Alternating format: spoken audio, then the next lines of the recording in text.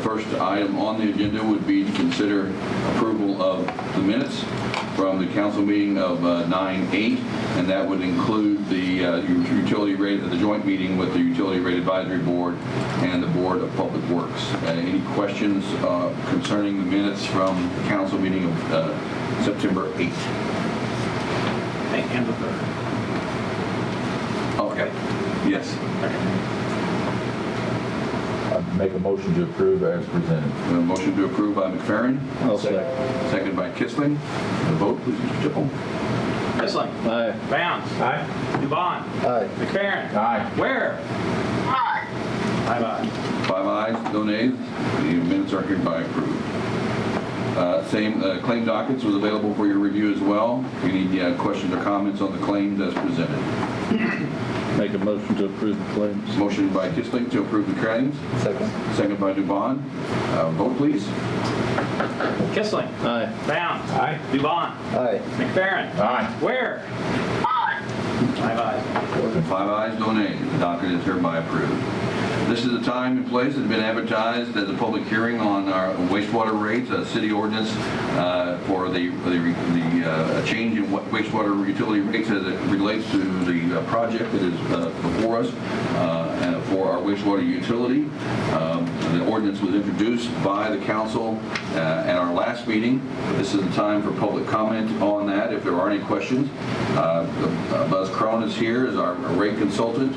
And Buzz, do you want to just do a real brief overview of what is being presented and proposed for the rate ordinance? Thank you, Mayor. Good evening. This is a public hearing on the rate ordinance, but it also kind of ties in with the bond ordinance, which I understand is coming up next. Right. So I'm going to sort of try to cover both here. And I know this is review for, I think most of you all were here at the last meeting. But the project costs are summarized up here, and we're doing it in 3 basic steps. We're already well into the design phase, but we need to do some interim financings to cover the design costs. It's a big project, and the design costs alone are significant. So the first phase will be a bond anticipation note for a little over $2 million. Then when we get and that should get us through the bidding as well. So we should have hard numbers at that point. There'll be a second bond anticipation note that would be issued, and then that's really where we get into this USDA Rural Development Program that we've been approved for and have a letter of conditions from USDA Rural Development. Ultimately, we'll end up with a 40-year loan at 1.125%.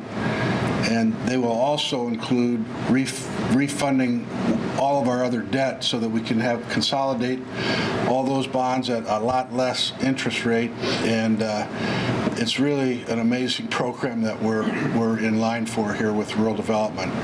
And 1.125%, that's a third of what inflation probably is. So that's very good. And they've also agreed, well, the program that they have with the bond bank, they will match the interest rate that we're going to ultimately get when USDA Rural Development takes the bond anticipation notes out. And so phase 2 would be for the full ball of wax. It's an $18 million project. If we add in all the extras that, really not extras, but they're demolition costs and looking at solar, there's a trailer and influent upgrades. Those are all part of the projects being designed and bid. So we're approaching about $20 million in new money projects at that point, with an additional $4 million of refunding our old debt at the 1.125% interest rate. We'll also have a little bit of wiggle room in there where we can, during the construction period, we need to build up our debt service reserve fund for the the new target amount, and I feel that we'll be able to do that probably within that 2-year construction period, I believe is, or 18-month construction period. So we'll actually, when we get through design and bidding, we will close on band number 2, bond anticipation note number 2, for right now we're estimating that at $23,633,000. And after construction is completed and the project is done, rural development will then refund the bond anticipation note with the Indiana Bond Bank, and we'll just have that one single debt payment going forward until the next project comes up. But this is a tremendous benefit for the city, for the ratepayers, everybody to get that kind of interest rate. And so that's sort of a summary of the project.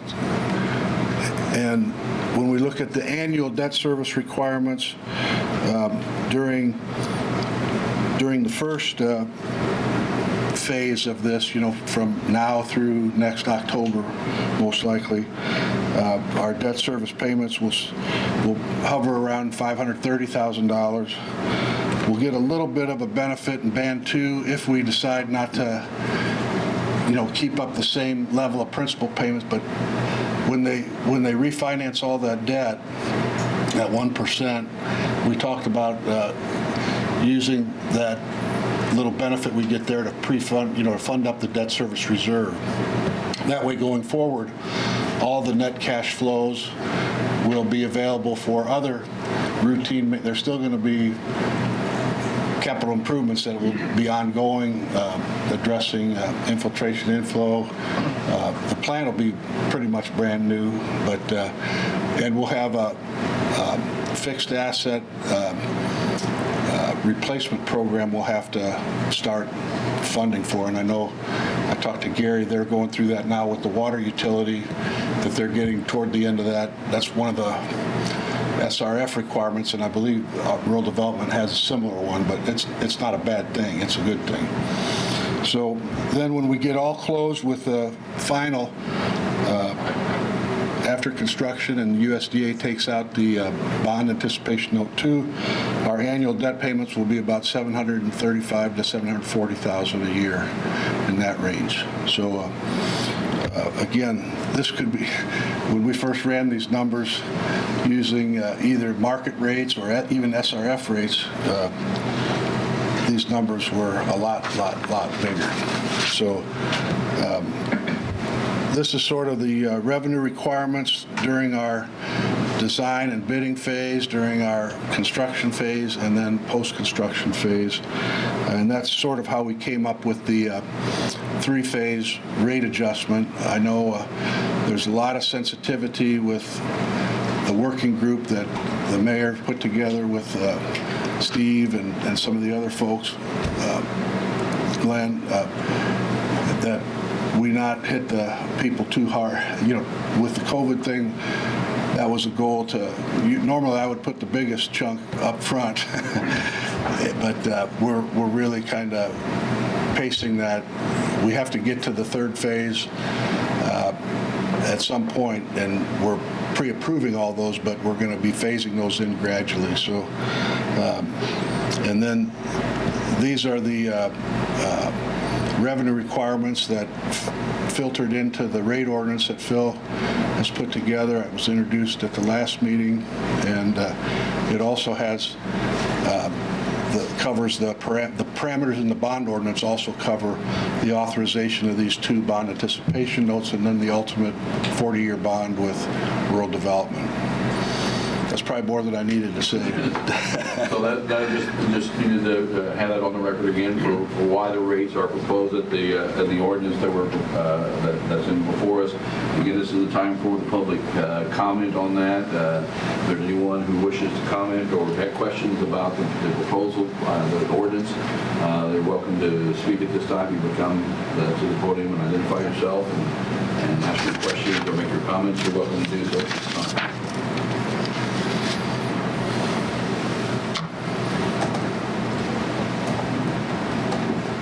I'm hearing no no comment at this point. And if we have no other comment, I would accept the motion to close the public hearing. I'll make that motion. Motion by Bounds, Second motion. second by McFerrin. We have a vote to close the public hearing. Kissling. Aye. Bounds. Aye. Dubon. Aye. Farron. Aye. Ware. Aye. 5 ayes. The public hearing is hereby closed. So that will bring us to the point where now that we consider an ordinance for wastewater utility rates, it is ordinance number 2020-22.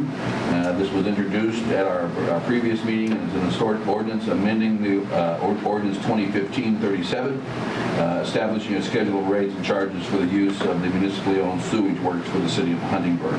Any questions from the council concerning the ordinance at this time? Hearing no questions, do I have a motion to adopt ordinance number 2020-22? Motion to adopt. Motion by McFerrin, I'll second it. second by Kissling. Vote please. Kissling. Aye. Bounds. Aye. Dubon. Aye. McFerrin. Aye. Ware. Aye. 5 ayes, no nays. 5 ayes, no nays. Ordinance number 2020-22 is hereby adopted. Similarly, there was an ordinance introduced at our previous meeting concerning bond obligations, and Phil, do you want just a brief explanation of Yeah, that? this is the revenue bond ordinance that would authorize the issuance of total debt not to exceed $25 million. Of course, we're authorizing more than we anticipate needing, just in case bids come in high. It would also authorize the issuance of a bond anticipation note in October of this year for roughly $2,040,000. And then in October of 2022, it would authorize the issuance of another band number 2, in the amount of what we believe to be the total cost of the project plus refunding existing debt of approximately $23,600,000. And finally, it would authorize the refunding of those bands with a permanent financing of the $23,600,000 to be issued to the rural development. It's a 40-year bond, and it looks like the commitment is for an interest rate of 1.112%. Is that right? Close. 1.125. 1.125. Right. Over 40 years. And this is ordinance 2020-23, is that correct, Tom? That's right. And it was introduced at the previous council meeting, so this would be the time for adoption. Any questions or comments on ordinance 2020-23 before we call for adoption?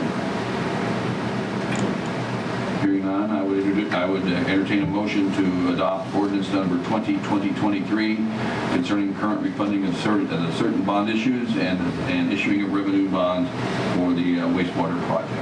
I have a motion to approve. I'll make the Motion motion. to approve. Motion by Ware, seconded by Bounds. Yes. Vote please.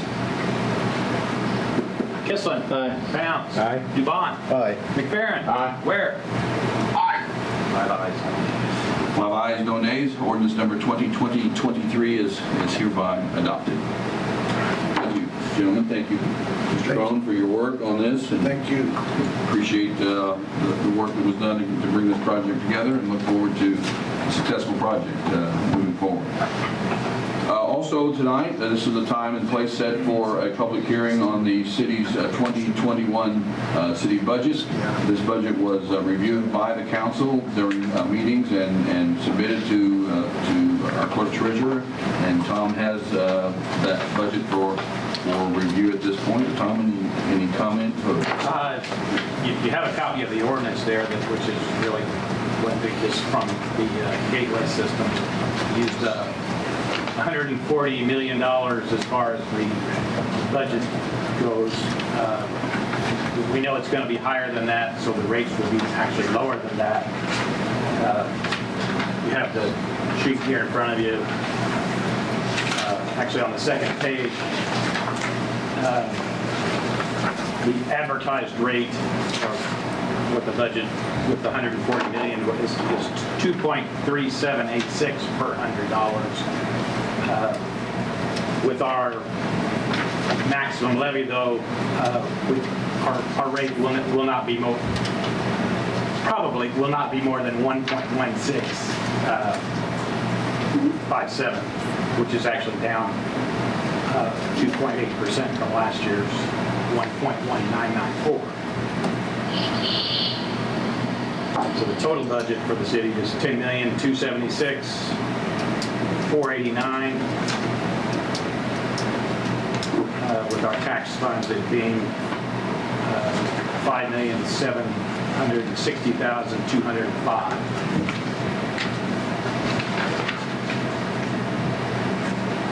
This is a time for, there is a public hearing at this time. There's a chance for the public to make any comments or questions about the ordinance for the budget as presented.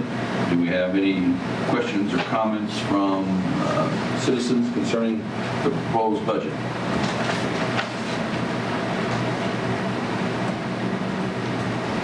Hearing none, I would accept a motion to close the public hearing on the 2021 budget.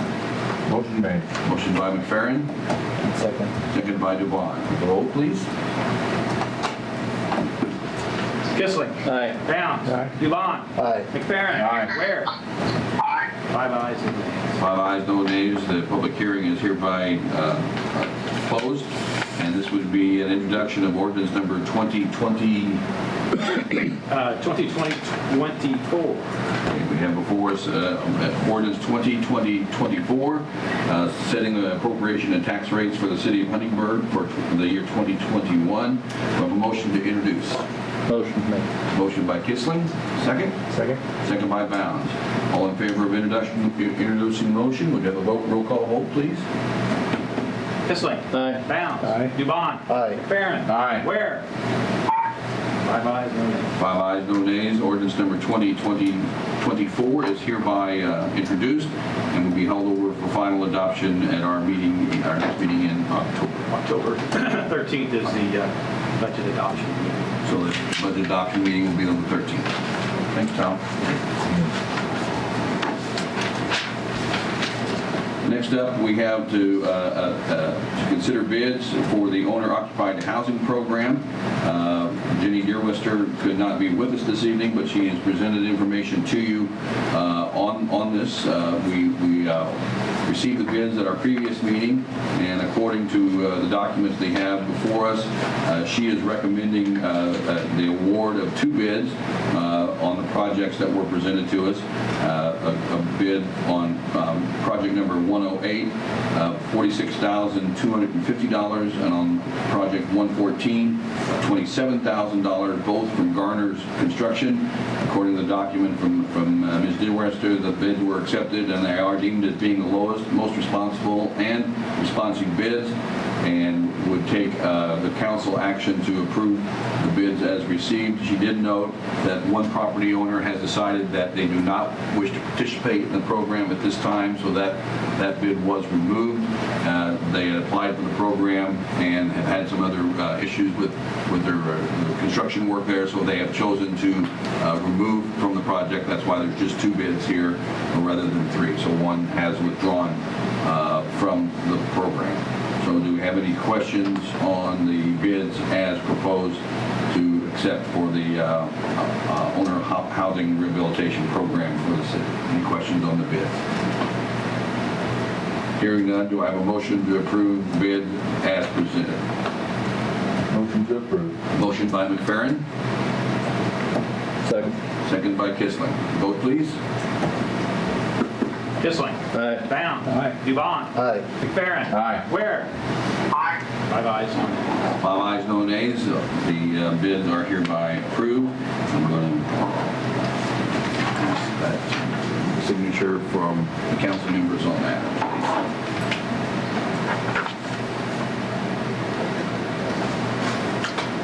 Next up, we have the report from Energy Superintendent John Rupert. Good evening, council. Thank you, John. Place to hang my notes.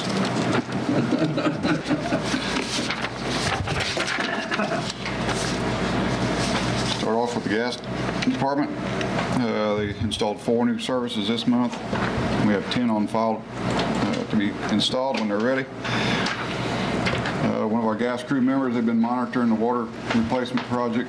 Today they crossed the final main, the gas main. They got under it, so we're all clear as far as working around the gas mains. So that worked out real well. And our gas welder, he's been working on his 6-month welding samples to be sent in.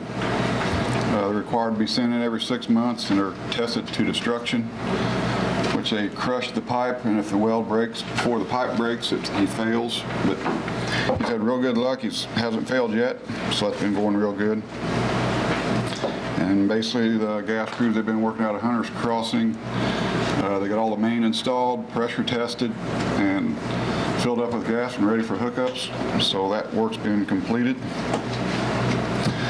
Now they're going to be getting ready for their leak survey, which is required annually, a fourth of our system plus the business districts.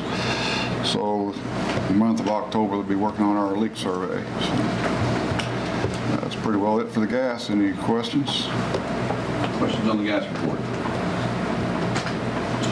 How many more crossings do you think they have on 231? On the water main project early? The gas? Yeah, They crossed the final gas main today. on that's the last section. I think there's a few service bores they got to make that we'll have somebody there when they bore across. But as far as digging along our gas main or crossing our gas main, we're finished. Very good. And we pretty well, there's been no incidents with hitting our gas main, so it all worked out real well. You did a good job. On the electric, we installed all the conduit on 1100 South, which was about 1,000 feet. They reeled off all the wire ready to be pulled in, the conduits. They'll be working on that off and on because it's not a real high priority project at this time. And then a section of underground went bad last 2 weeks ago out at Timber Ridge. That took several days to get back in service. Actually, we had to set a temporary, we had to isolate where the problem was. There's 4 sections. Once we found where the section was, we had to lay a temporary electric line on top of the ground, set a temporary pole, get a boring crew in. We took our back machine out. We had several utilities we had to back out to find.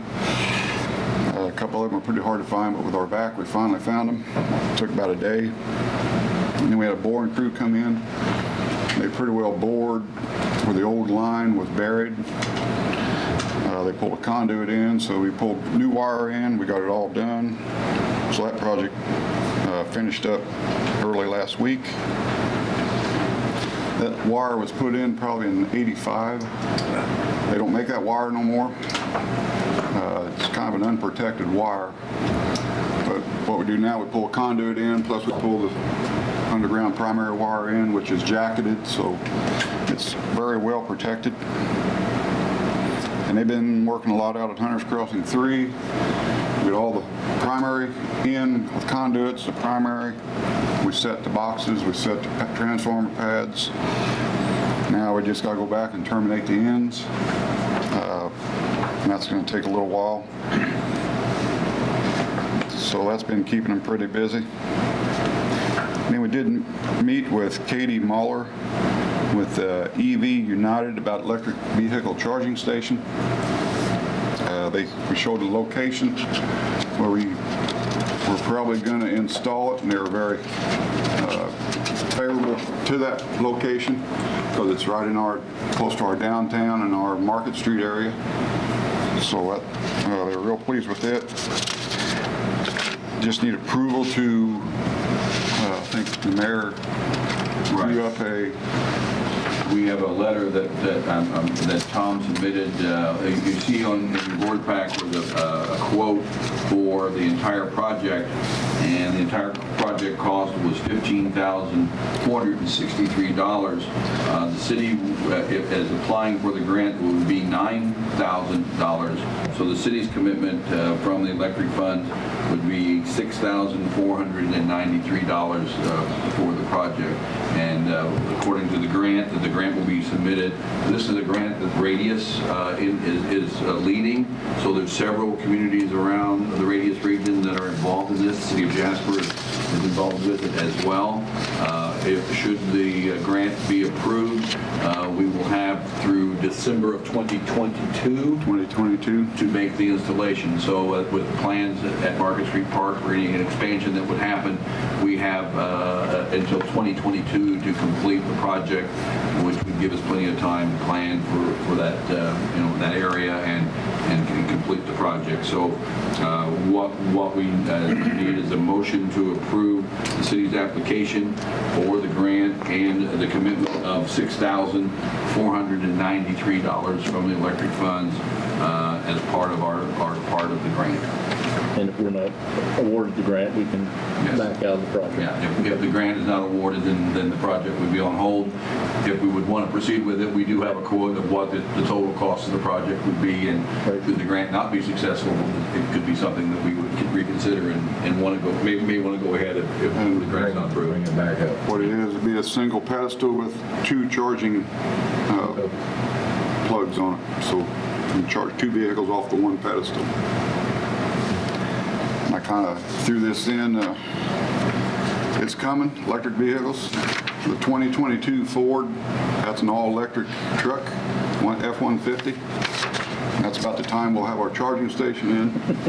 So Is that a request for a new truck, John, or is that? Not me. They didn't mention the price on it. No. But yeah, you can see that's certainly something that will be considered. It's coming, so. So any questions on the request? Make a motion to approve the request and the letter for the grant. Motion by Kissling. Second? I'll second it. Second by Bounds. Vote please on the proposal. Kissling. Aye. Bounds. Aye. Vaughn. Aye. McFerrin. Aye. Ware. Aye. 5 ayes, no nays. 5 ayes, no nays. The grant application is hereby approved. Yep, we'll be sent in tomorrow. Pardon? We'll be Yeah, sent in tomorrow. the letter has already been basically delivered, so the application is due tomorrow. So I'll be notifying Radius that this action was approved this evening and that the submission of the grant will go tomorrow. Yeah, And do you have a time when they thought they might? They award the grant the middle of October, and you'll receive the funds in November, before the end of November. Very good. Very good. Any other questions? Any questions for the electric? Thank you, John. Thank you. Thank you. Gary Meyerholz. Good evening. Hello, Gary. Evening, Gary. We had one leak this month, and that was in the 500 block of Washington Street. We lost about 100,000 gallons of water. The distribution crew has been flushing this month. We finished that up yesterday, so the flushing season's over for the fall. We had 360 feet of water main that needed to be lowered along Style Line Drive for the project or for the construction that's going on Style Line. We got that accomplished this month. Filter plant. We've had to start running a shift on Saturday and another shift on Sunday in order to keep up with our demand this year. We're still mixing Is that our... something that is, I mean, I know it's kind of uncommon for other water departments. Are you hearing the same demand across the board anywhere else, or is this just a unique situation? Not really. Jasper picked up a little bit, but nothing like we have. We just have a lot of construction going on in Huntingburg.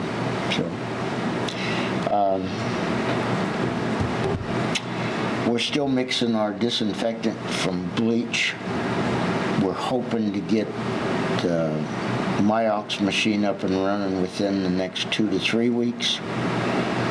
To get them to come out and start it up, they have to come out and start the machine up, so you have to go according to their schedule.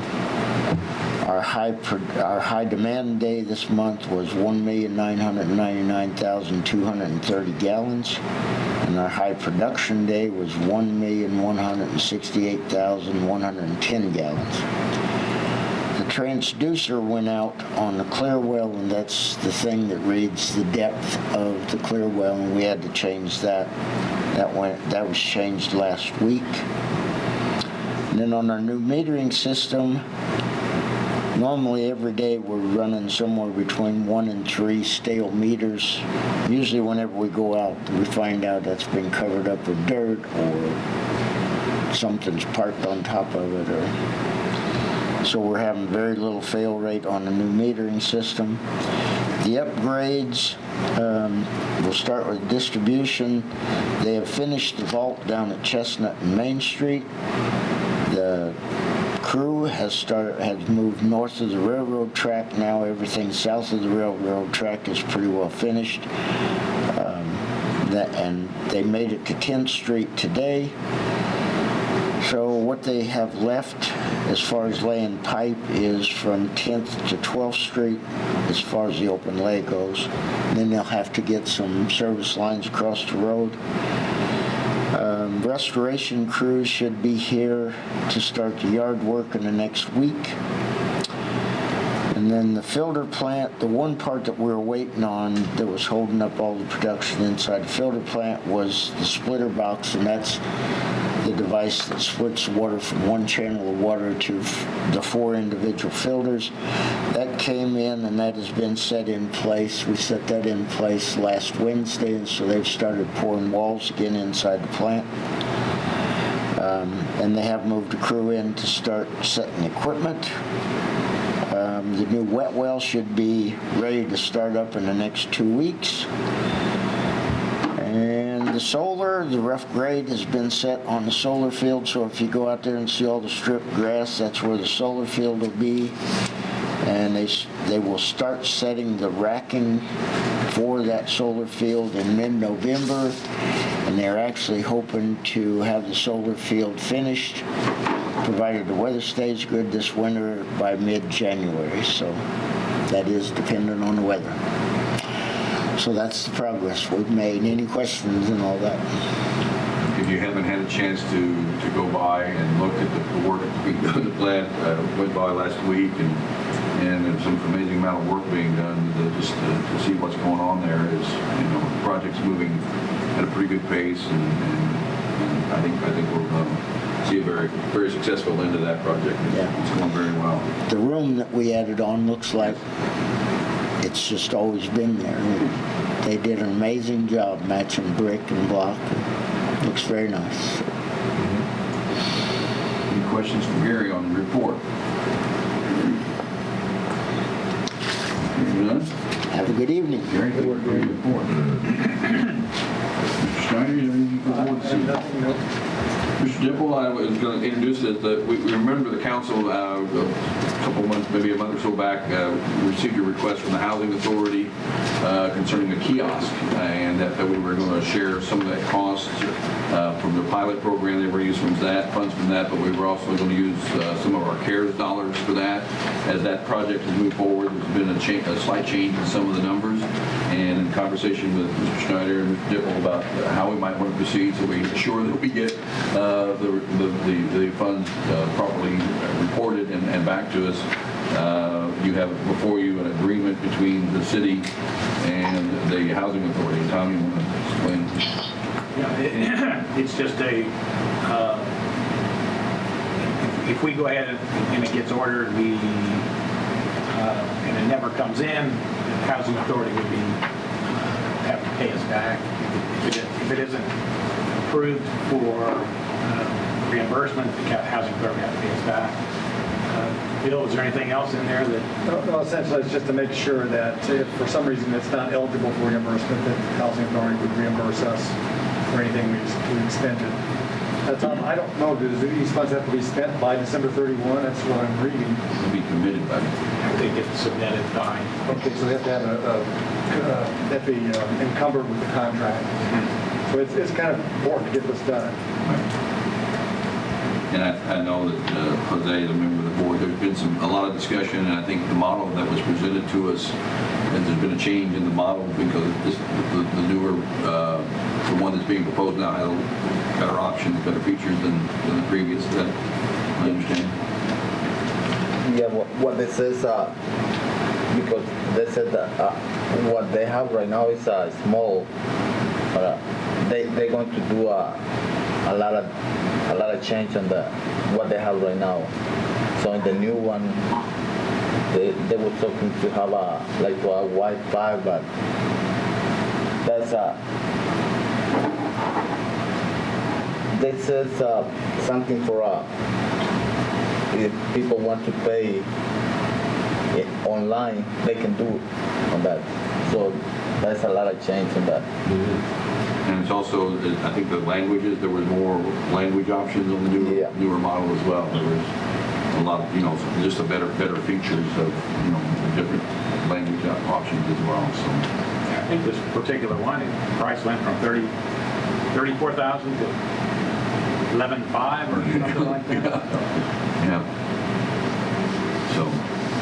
So any questions on the agreement?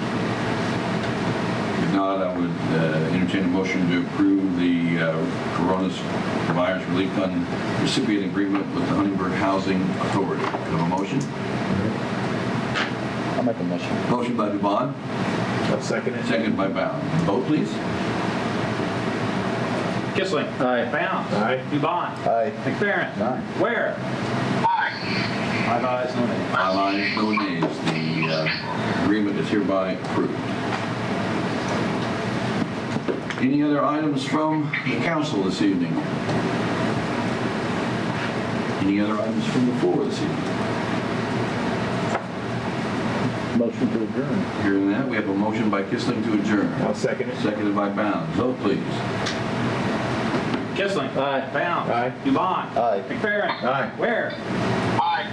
5 ayes, no nays. 5 ayes, no nays. The council is hereby adjourned, and we will adjourn, and as duly advertised, we will have a common council executive session as we conclude this and clear the room so that we can have a